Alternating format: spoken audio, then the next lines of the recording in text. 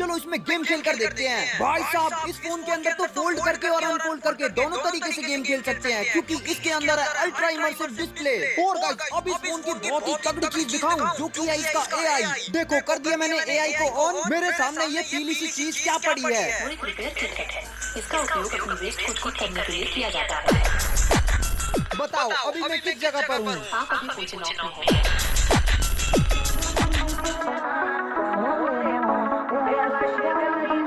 चलो इसमें गेम खेल कर देखते हैं। भाई साहब इस फोन के अंदर तो फोल्ड करके और अनफोल्ड करके दोनों तरीके से गेम खेल सकते हैं, क्योंकि इसके अंदर है अल्ट्रा इमर्सिव डिस्प्ले।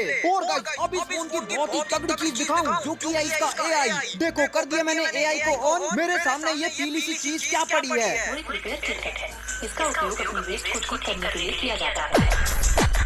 बताओ अभी मैं किस जगह पर हूँ? आप अभी पूछे लॉक में हैं।